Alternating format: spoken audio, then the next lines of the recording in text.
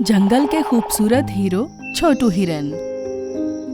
एगो खूबसूरत जंगल में छोटू हिरन अपन मम्मी के साथे रहत रहे। ऐसे त जंगल में सब जानवर बहुत अच्छा रहन सन, लेकिन कालू भेड़िया एगो बहुत ही लड़ाकू, चुगलखोर और जलनखोर टाइप के जानवर रहे। ओकरा से केहू के खुशी न देखल जात रहे। एगो दिन छोटू हिरन सुबह के निकलल दोपहर के आपन घरे पहुंचल तो उ देखलस कि मम्मी दर्द से कराह रहल बिया।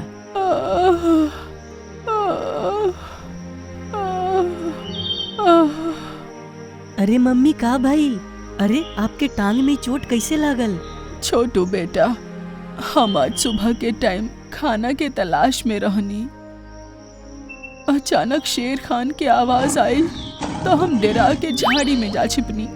झाड़ी बहुत ही सूखल रहे, हम ओकरा में फंस गईनी। जब खुद के निकाले के कोशिश कईनी तो एगो सूखल झाड़ी हमरा पैर में लग गई और गहरा चोट आ गई। बहुत मुश्किल से घर तक तो पहुंच गईनी, लेकिन अब दर्द बर्दाश्त नहीं के होखत। सुन के छोटू हिरन परेशान हो गई। मम्मी तई तहार चोट अब कैसे ठीक होई? का कौनो दवाई नहीं खे? हाँ दवा तो बा, लेकिन हमनी के ओकरा के ला ना सके नी जा। आप ऐसन काहे कह रहल बाड़ू मम्मी? काली पहाड़ी पर उगे वाला नीला गुलाब ही एह तरह के चोट के खत्म कर सकेला, लेकिन आखिर वहाँ जाई कौन? उ पहाड़ी पे चढ़ल नामुमकिन बा और उड़े वाला पंछियन से हमनी के कोनो जान पहचान नहीं खे कि कोई हमनी खातिर वहाँ जाए। लेकिन मम्मी हम आपके दर्द में ऐसे तड़पत नहीं देख सकत। हम कोनो पक्षी से बात करत आनी, शायद केहू जाए के तैयार हो जाए। ना बेटा, तू कहीं मत जा। छोटू हिरन अपना मम्मी के बात ना सुनलस और वहाँ से निकल गई।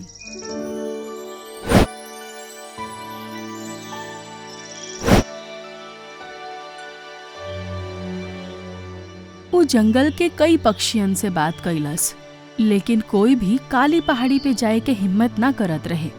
आखिरकार वो निराश होके खुद ही वो रास्ता पे निकल गई। काफी देर बाद वो देखलस कि एगो परी नीला फूल के पौधा के पास खड़ा होके ओकर खुशबू लेत रहे। वाह, कितना प्यारा खुशबू बा। काई उहे नीला गुलाब हा जैसे कि गहरी दर्द के चोट भी खत्म हो जाला? अरे तू यहाँ?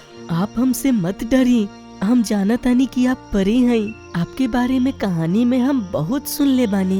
ये एरिया में जानवर ना आवेला सन, यही खातिर हम तहरा के देख के चौंक गई। हम भी आवे वाला ना रही, लेकिन हमरा चोट के ठीक करे वाला नीला गुलाब के तलाश बा।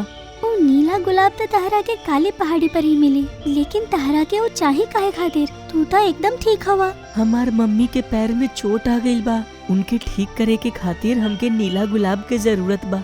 लेकिन तू एगो हिरन होके वो पहाड़ी पे नहीं खा चढ़ सकत, वो बहुत ऊंचाई पे बा। वो हवा तो कोनो पक्षी ही जा सकेला। लेकिन आप भी तो पक्षी की तरह उड़ सकेनी ना, आप ही हमके वो फूल ला के दे दी ना। हम चल जाती। वहाँ के ऑक्सीजन कुछ ऐसन बा कि परियन के वहाँ पे सांस ना आवेला। चारों तरफ जड़ी बूटियन के सुगंध फैलल बा।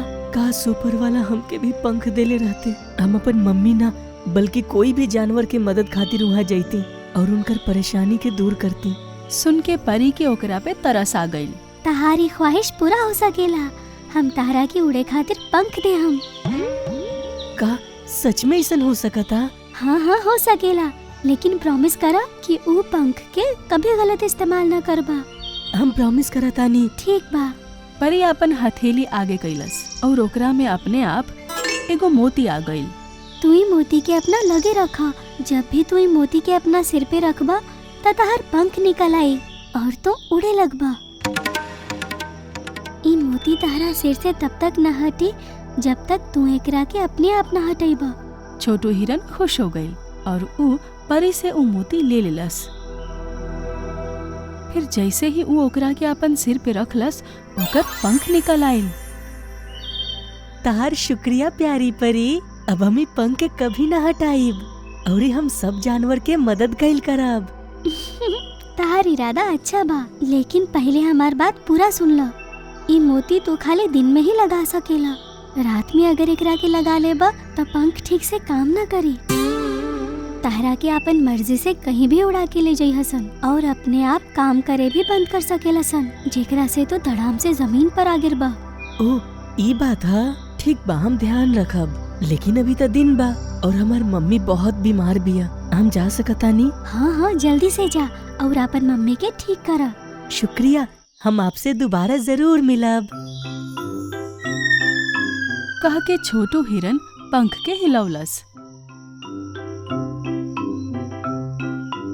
और वो हवा में उड़े लागल। ओकरा बहुत मजा आवे लागल और वो काली पहाड़ी पहुंच गई। काफी देर तक ढूंढे के बाद ओकरा के नीला गुलाब मिल गई और वो वापस अपन घर के तरफ उड़ल। ओकरा के आसमान में उड़ा देख सब जानवर हैरान रहन स, जो भी ओकरा के देखत रहे।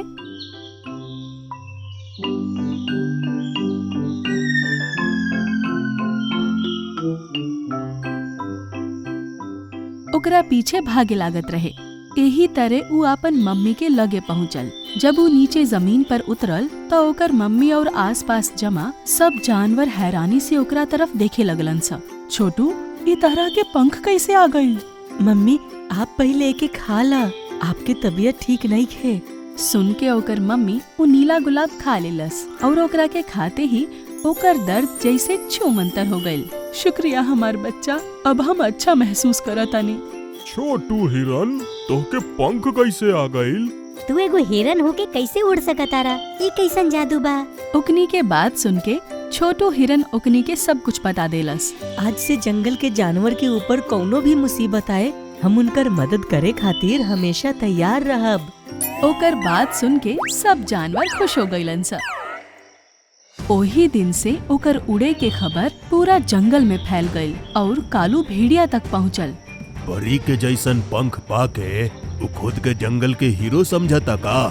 हम अब ओके औरी आगे ना बढ़े दे, अब ओकर पंख हम छीन के ही रहब।